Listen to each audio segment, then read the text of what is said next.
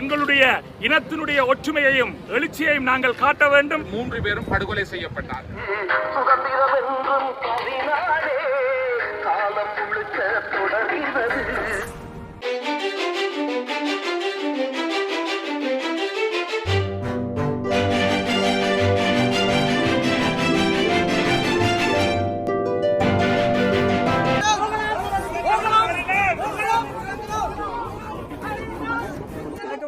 எல்லாரும் அப்படி நல்ல சுகமாக இருக்கிறீங்களோ? நான் நல்ல சுகமாக இருக்கேன், நீங்கள் நல்ல சுகமாக இருக்கிறீங்களோ நான் நம்புகிறேன். இன்றைக்கு இந்த காணொலி நாங்கள் என்ன பார்க்க போகிறோம்னு சொன்னால், நாங்கள் இப்போ நிற்கிற இடம் செம்மணி நுழைவாயில். இதுக்கு மேலே ஒரு காணொலி ஒன்று போட்டிருப்பேன்.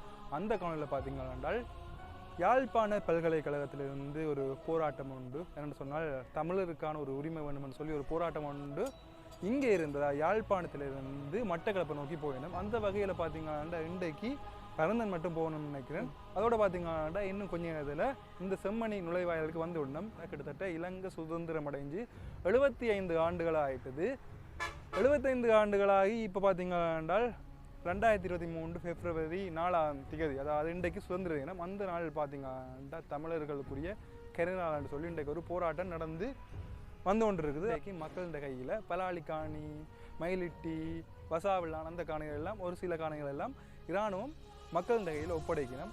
அதில் கூடுதலான காணிகள் பார்த்தீங்கன்னா அரசாங்கத்துக்கு சொந்தமான காணிகளை தான் இருக்குது. இப்போயும் அதிக அளவான மக்களின் காணிகள் இப்போயும் இராணுவத்தின் கையிலாம் இருக்குது. அதையும் இந்த இடத்துல குறிப்பிட்டு சொல்லி ஆகணும். இனி என்னென்ன நடக்க போகுது அதுதான் நான் உங்களுக்கு காட்ட போகிறேன்.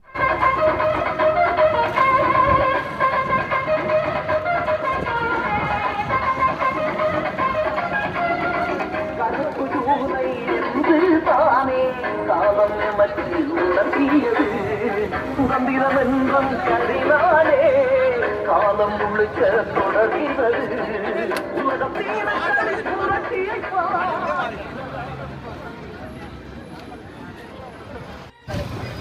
ஸ்ரீலங்காவுடைய சுதந்திர தினம், ஈழத்தமிழருடைய கரிநாள், இருள் படிந்த நாள் என்கின்ற இந்த நாளிலே வடக்கிலிருந்து கிழக்கை நோக்கி என்கின்ற தொனியோடு யாழ்ப்பாண பல்கலைக்கழக மாணவர்களாலும் வடக்கு கிழக்கு பல்கலைக்கழக மாணவர்களாலும் சிவில் சமூகத்தினாலும் ஒருங்கிணைத்து நடத்தப்படுகின்ற மக்கள் தன்னெழுச்சி இந்த பேரணியானது இப்பொழுது செம்மணி என்கின்ற யாழ் நகரத்தினுடைய நுழைவாயிலை அடைந்திருக்கிறது.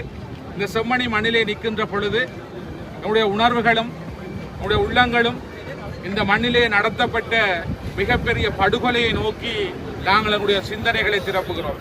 1995ஆம் ஆண்டு அக்டோபர் மாதம் குடாநாட்டை அரச படையினர் கைப்பற்றி அந்த 95ஆம் ஆண்டிலே இருந்து பல இளைஞர் யுவதிகளை சந்தேகத்தின் பேரிலும் அல்லது வெள்ளைவான்களிலும் கடத்தி அவர்கள் காணாமலாக்கப்பட்டார்கள். 1996ஆம் ஆண்டு ஆகஸ்ட் மாதம் அன்றைய ஏஎல் பரீட்சை எழுதிவிட்டு இந்த வழியால் திரும்பிய சுண்டுக்குழி மகளிர் கல்லூரி மாணவியான கிருசாந்தி குமாரசாமி அவர்கள் இந்த இடத்திலே வழிமறைக்கப்பட்டு இராணுவத்தினரால் வன்புணர்வு செய்து கொலை செய்யப்பட்டார். அவரை தேடி வந்து அவருடைய தாயார், அவருடைய சகோதரன், அயலவர்கள் 3 பேரும் படுகொலை செய்யப்பட்டார். அதன் பின்னர் அந்த இராணுவத்திலே இருந்த லான்ஸ் கோப்ரல் சோமரட்ன ராஜபக்ச என்பவர் அரசு தரப்பு சாட்சியாக மாறி இந்த படுகொலைகளை அம்பலப்படுத்தினார். கிட்டத்தட்ட 400க்கும் அதிகமானவர்கள் இந்த மண்ணிலே கொலை செய்யப்பட்டு புதைக்கப்பட்டிருக்கலாம் என்று சொல்லி சந்திரிகாவுடைய ஆட்சி காலத்திலே அம்மணியினால் உருவாக்கப்பட்ட செம்மணி புதைகுழி என்று சொல்லி ஒரு கரைபடிந்த வரலாறு இங்கே இருக்கிறது. ஆகவே அந்த செம்மணி புதைகுழி நடந்த இடத்திலே நின்று அன்று காணாமலாக்கப்பட்டவர்களுக்கும் கைது செய்யப்பட்டவர்களுக்கும் நீதி கேட்டு இந்த இடத்திலே நாங்கள் கடந்த வரலாற்றை நினைவு கூறி நிச்சயமாக இவைகளுக்கு நீதி கிடைக்க வேண்டும். செம்மணி படுகொலை நடந்து 25 ஆண்டுகளை கடந்தாலும் எங்களுக்கு நீதி கிடைக்கவில்லை. ஆகவே இந்த மண்ணிலே இருந்து, படுகொலை நிகழ்த்தப்பட்ட மண்ணிலே இருந்து, துடிக்க தமிழர்கள் கொன்று புதைக்கப்பட்ட இந்த பூமியிலே இருந்து நாங்கள் சர்வதேசத்திடத்திலே நாங்கள் நீதி கேட்டிருக்கிறோம். ஒரு நிமிட அமைதி வணக்கத்தோடு என்னுடைய பேருக்கு தொடரும்.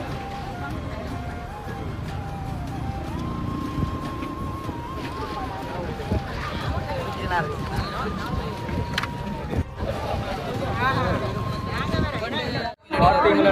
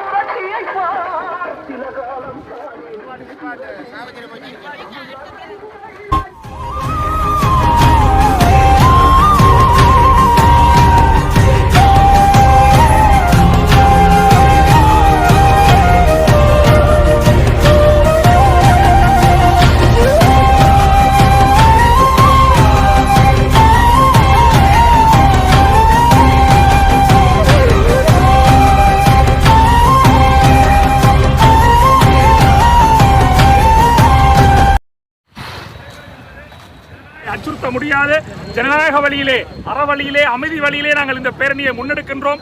ஆகவே எங்களுடைய மக்கள் பேரெழுச்சியாக இன்றும் நாளையும், நாளை மறுதினமும் 7ஆம் தேதியும் என்று 4 தினங்களும் நீங்கள் பேரெழுச்சியாக எழுந்து வந்தால்தான் எங்களுடைய இனத்தினுடைய ஒற்றுமையையும் எழுச்சியையும் நாங்கள் காட்ட வேண்டும். இன்று சர்வதேச நாடுகளாக இருக்கலாம், வல்லரசுகளாக இருக்கலாம், சர்வதேச நிறுவனங்களாக இருக்கலாம், அனைவருக்கும் எங்களுடைய மக்கள் எழுச்சி மட்டும்தான் ஒரு செய்தியை சொல்லும். ஸ்ரீலங்கா அரசை நாங்கள் நம்ப தயாராக இல்லை. ஏமாற்றி காலங்களை இழுத்தடித்துக் கொண்டு நீதியை இல்லாமல் செய்கின்ற இந்த பொறிமுறையை நாங்கள் நம்ப தயாராக இல்லை. அதே நேரம் சர்வதேச நிறுவனங்கள், ஐக்கிய நாடுகள் மனித உரிமைகள் பேரவை உள்ளிட்ட எந்த சபைகளாக இருந்தால் என்ன, இந்தியா உள்ளிட்ட வல்லரசுகளாக இருந்தால் என்ன, எங்களுடைய மக்கள் எழுச்சியின் மூலமாகத்தான் மக்கள் புரட்சி வெடிக்கட்டும் என்ற வாக்கியத்துக்கு அமைவாக எழுச்சி ஏற்படும் பொழுதுதான் எங்களுடைய விடுதலை நிச்சயமாக அடையப்படும். இந்த விடுதலை எங்களுடைய உறவுகளாகிய உங்கள் அனைவருக்குமானது. ஆகவே நீங்கள் அனைவரும் இந்த உணர்வெழுச்சியோடு வந்து பங்கு பெற்ற வேண்டும். இங்கே பல இளைஞர்கள், மதத் தலைவர்கள், அரசியல் தலைவர்கள், சிவில் சமூக செயற்பாட்டாளர்கள், வலிந்து காணாமலாக்கப்பட்ட உறவுகளுடைய சங்கத்தினர் அத்தனை பேரும் அனைத்து அச்சுறுத்தல்களையும் எதிர்கொண்டு இங்கே துணிவாக நிற்கும் பொழுது நீங்கள் 100-லே ஒருவனாக, 1000-லே ஒருவனாக பங்கெடுப்பதிலே என்ன தவறு இருக்க முடியும்? ஆகவே எமது இனத்துக்காக செய்ய வேண்டிய இந்த வரலாற்று கடமையை அனைத்து உறவுகளும் செய்ய வேண்டும் என்று அன்புரிமையோடு கேட்டு நிற்கின்றோம். நன்றி. வடக்கிலிருந்து கிழக்கு வரை.